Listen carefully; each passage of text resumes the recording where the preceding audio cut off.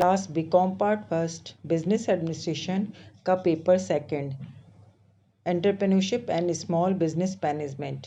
आज का टॉपिक है स्मॉल एंटरप्राइजेज गवर्निंग पॉलिसी। इसका है लेक्चर 1, लघु उपक्रम और अभिशासक नीति। हमारे देश में 2006 में सुलभ उपक्रम विकास अधिनियम पारित किया गया था। इस अधिनियम में उद्योग शब्द की जगह उपक्रम शब्द का उपयोग किया जाने लगा।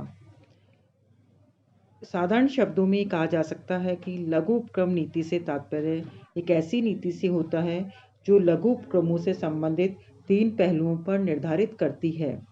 पहला है लघु उपक्रमों को कब प्रोत्साहित किया जाए, लघु उपक्रमों को कहाँ प्रोत्साहित किया जाए, और तीसरा है लघु उपक्रमों को कैसे प्रोत्साहित किया जाए।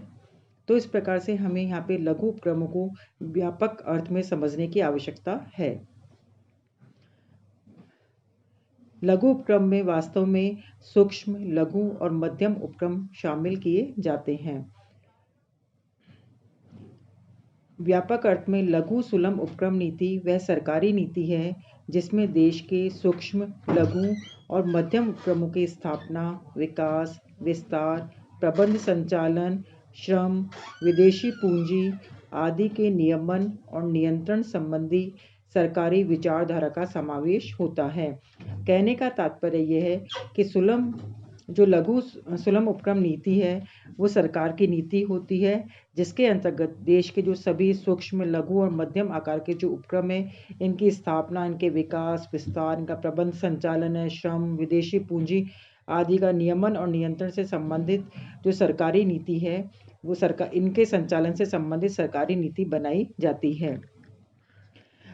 तो इस प्रकार से हम कह सकते हैं कि सुलभ उपक्रम वास्तव में सुलभ उपक्रमों को प्रोत्साहन और नियमन की रूपरेखा है जो सरकार की आर्थिक अवधारणा और विचारधारा को स्पष्ट करती है। यह नीति सरकार के इरादों को स्पष्ट करती है जिसके आधार पर सरकार देश के आर्थिक संसाधनों की सीमाओं और विद्यमान व्यावसायिक परिस्थितियों के अधीन सुलभ उपक्रमों का विकास, विस्तार और नियमन का कार्य करना चाहती है। नेक्स्ट है सुलभ उपक्रम नीति की आवश्यकता और महत्व। जैसा कि हम जानते हैं कि देश के सभी उपक्रमों में लघु और सुलभ उपक्रमों का सबसे इम्पोर्टेंट स्थान रहा है। देश के सभी उपक्रमों की संख्या का लगभग 90% भाग सुलभ उपक्रमों के रूप में देखने को मिलता है।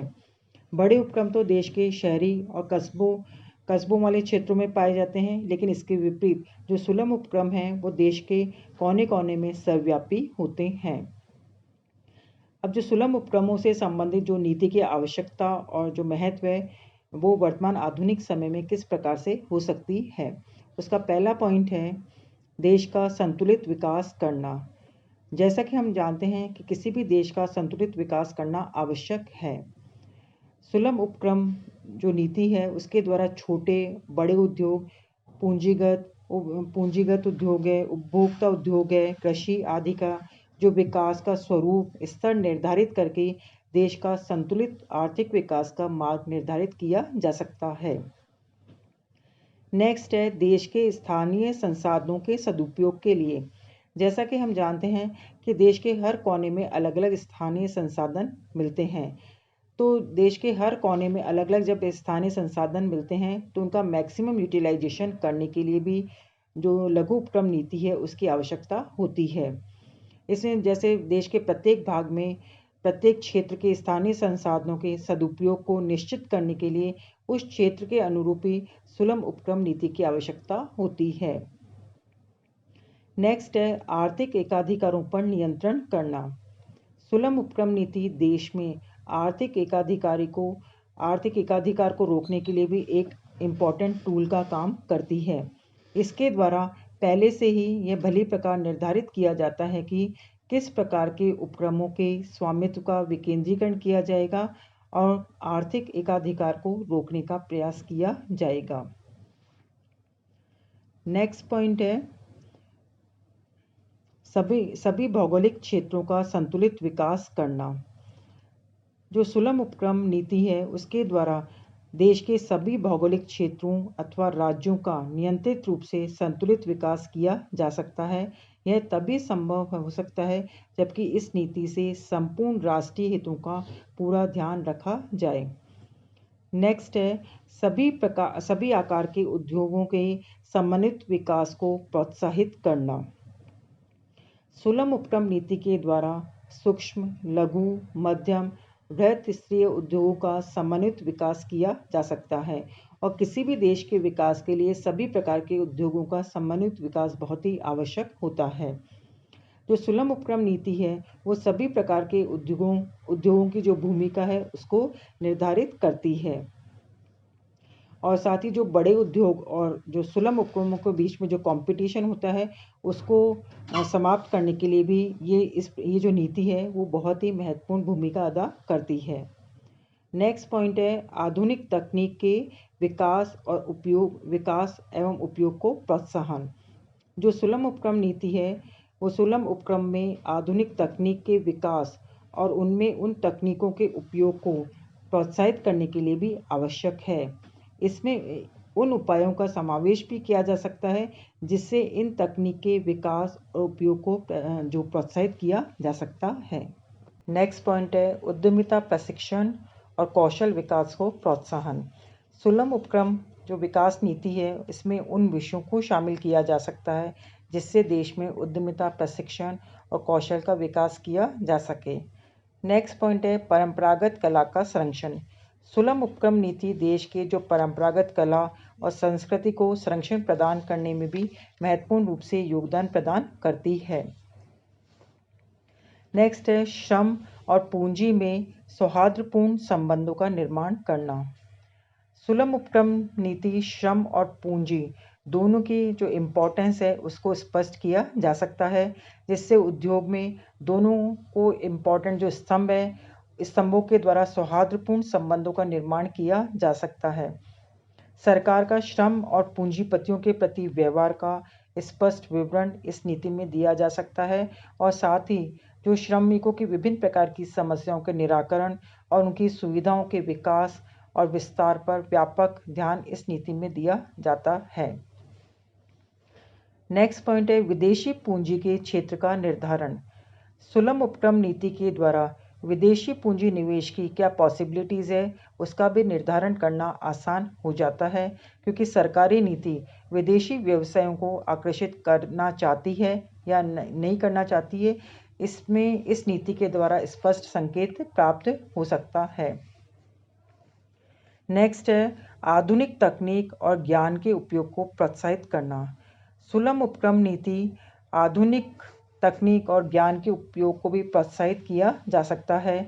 विदेशी तकनीकी सहयोग और प्रबंधकीय ज्ञान के आयात के लिए सकारात्मक बात सुलम उपक्रम नीति में वक्तव्य में देकर इसके उपयोग को भी प्रोत्साहित किया जा सकता है।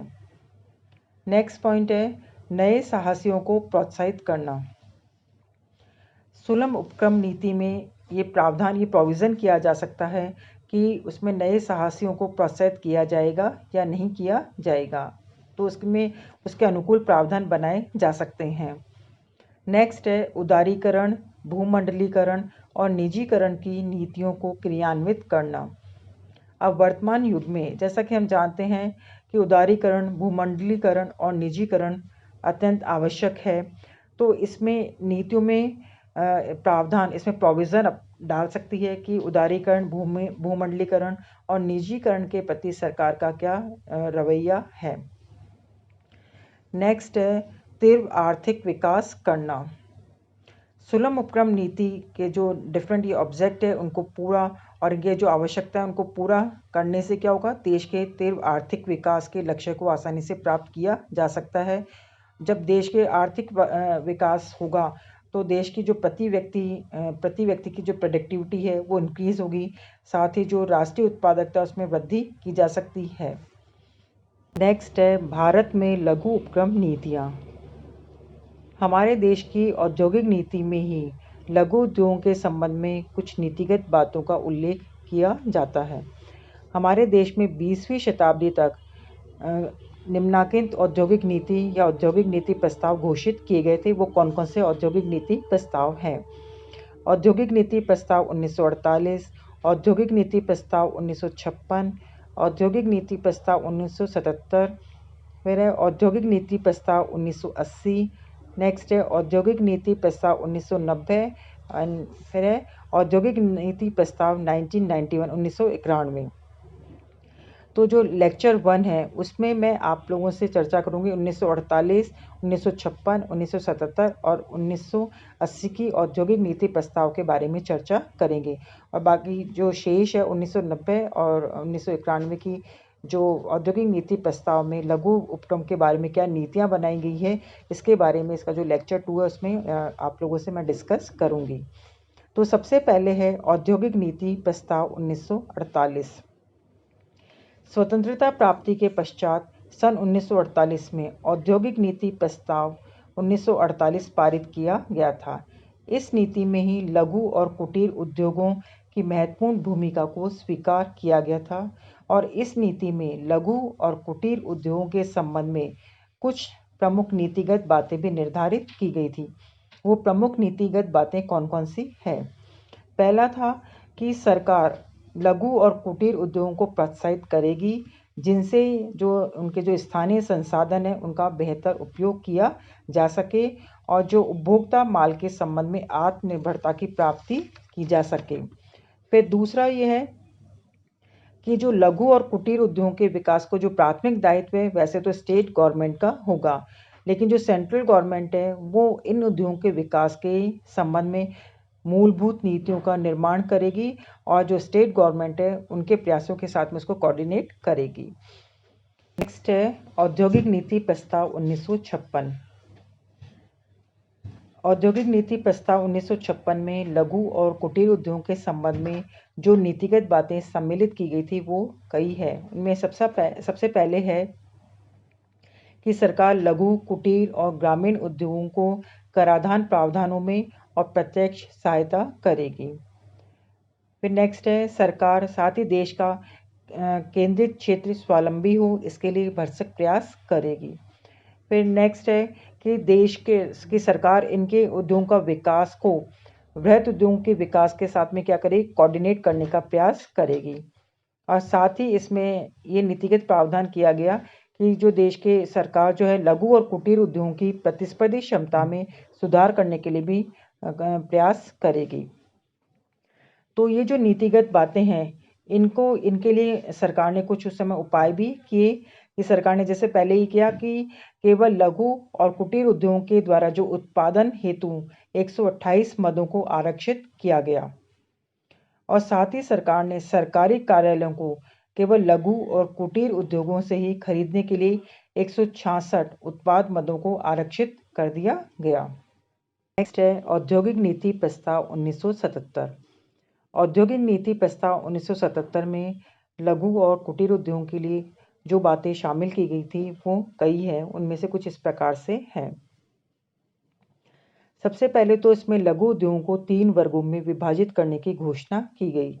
ये 3 वर्ग थे, लघु उद्योगों के 3 वर्ग थे, लघु उद्योग, अति लघु उद्योग और तीसरा था कुटीर और घरेलू उद्योग। इसमें लघु उद्योग के अंतर्गत वे औद्योगिक इकाइयाँ शामिल की गई जिसमें स्थायी पूंजी निवेश 10 लाख रुपए तक का था और अति लघु उद्योग में जिसमें मशीनों और उपकरणों में निवेश 1 लाख रुपए तक का था और तीसरा था कुटीर और घरेलू उद्योग जो बड़ी संख्या में लोगों को स्वरोजगार संसाधन उपलब्ध करते हैं। फिर नेक्स्ट पॉइंट है इसमें कि जो एक जिला उद्योग केंद्र को भी स्थापित किया गया। ये जो जिला उद्योग केंद्र की स्थापित करने का प्रमुख उद्देश्य ये था कि जो सभी लघु और ग्रामीण उद्योगों को आवश्यक सेवाएं और सुविधाएं एक ही स्थान पर उपलब्ध हो जाए। फिर नेक्स्ट है कि इस नीति में इस बात का आश्वासन दिया गया कि सरकार लघु और कुटीर उद्योगों की जो वित्तीय समस्या हैं उनका समाधान करने का प्रयास करेगी और इस हेतु सरकार ने राष्ट्रीयकृत बैंकों से वित्त उपलब्ध कराने के लिए इन बैंकों में पृथक विभाग खोलने का भी निर्देश जारी कर दिया। फिर नेक्स्ट है कि लघु उद्योगों के माल के विक्रय संवर्धन हेतु सरकार उनके द्वारा जो उत्पादित किया गया माल है उनके प्रमाणीकरण, उनके किस्म नियंत्रण, बाजार सर्वेक्षण के लिए प्राथमिक आधार पर विभिन्न सुविधाएं उपलब्ध करेगी। फिर नेक्स्ट है कि जो सरकारी विभाग है वो इन उपक्रमों, सरकारी विभाग या जो उपक्रम है वो इनके द्वारा जो बनाए गए उत्पादित माल है उनको प्राथमिकता के आधार पर भी क्रय करेगी। फिर नेक्स्ट है कि जो सामाजिक और आर्थिक दशाओं के अनुरूप ही तकनीकी विकास और अनुसंधान पर भी बल दिया जाएगा। इस नीति में यह एक इम्पॉर्टेंट घोषणा है की गई कि लघु उद्योगों के उत्पादन के लिए 504 उत्पाद मदों का आरक्षण कर दिया जाएगा, जबकि इसके पहले थी सिर्फ 128 उत्पाद मदें थी। नेक्स्ट है औद्योगिक नीति प्रस्ताव 1980। औद्योगिक नीति प्रस्ताव 1980 में लघु उद्योगों के संबंध में जो नीतिगत बातों को शामिल किया गया वो इस प्रकार से है। सबसे पहला है लघु उद्योगों की निवेश सीमा में वृद्धि। इसमें लघु उद्योग की जो निवेश सीमा इसमें वृद्धि करने की घोषणा की गई। जो टाइनी सेक्टर्स थे यानी जो लघुत्तर क्षेत्र थे उसमें पूंजी निवेश की सीमा को बढ़ाकर 1 लाख रुपए से 2 लाख रुपए कर दिया गया। दूसरा है कि जो लघु उद्योगों में जो पूंजी निवेश की सीमा जो पहले 10 लाख थी उसको 10 लाख से बढ़ाकर 20 लाख रुपए कर दिया और 1985 में उसको 35 लाख रुपए तक कर दिया गया। फिर नेक्स्ट है सहायक उद्योगों में पूंजी निवेश की सीमा जो 15 लाख थी उसे बढ़ाकर 25 लाख रुपए कर दिया और बाद में 1985 में इस सीमा को बढ़ाकर 45 लाख रुपए कर दिया गया। नेक्स्ट पॉइंट है नाभिकीय या केंद्रीय संयंत्रों की स्थापना। इस नीति में स्पष्ट कर दिया गया कि जो लघु और बृहत उद्योगों के बीच में किसी भी प्रकार का कोई कृत्रिम विभाजन नहीं होगा और इन दोनों क्षेत्रों में जो प्रॉपर कोऑर्डिनेशन स्थापित किया जाएगा। इस हेतु प्रत्येक जिले में नाभिकीय या जो केंद्रीय संयंत्रों की स्थापना की जाएगी और ये नाभिकीय या जो केंद्रीय संयंत्र है वो बृहत आकार के उपक्रम होंगे और जो सामान्यतः संयोजन का कार्य करेंगे, जैसे मोटर कार, स्कूटर, मशीनों का निर्माण आदि। इन नाभिकीय संयंत्र जो केंद्रीय संयंत्र की स्थापना से अनेक जो छोटे छोटे पुर्जे बनाने वाले लघु उद्योगों का जन्म होगा। नेक्स्ट पॉइंट है लघु उद्योगों की साख सुविधाओं में वृद्धि। इस नीति में सरकार ने यह भी आश्वासन दिया कि लघु उद्योगों के लिए साख सुविधाओं में अधिक वृद्धि की जाएगी। सरकार ऐसी पद्धति अपनाएगी जिससे विकेंद्रीकृत क्षेत्र में जो विकासशील इकाइयों को उचित समय और उचित शर्तों पर आसानी से ऋण प्राप्त हो सके। फिर नेक्स्ट है लघु उद्योगों को विपणन सहायता। सरकार ने लघु उद्योगों को विपणन सहायता देने का भी आश्वासन दिया। कुछ वस्तुओं के उत्पादन के लिए लघु क्षेत्रों का जो आरक्षण है वो बना रहेगा ताकि उनको बड़े उद्योग के साथ में कंपटीशन नहीं करना पड़ेगा। फिर नेक्स्ट है ग्रामीण उद्योगों को प्रोत्साहन। सरकार ने इस नीति में यह भी व्यक्त किया कि वह ऐसे उद्योगों को प्रोत्साहित करेगी जिससे गांवों में आर्थिक सुदृढ़ता लाई जा सके। इस हेतु जैसे हथकरघा है, हस्तकला है, खाद्य उत्पादों से संबंधित उद्योगों पर अधिक बल दिया जाएगा।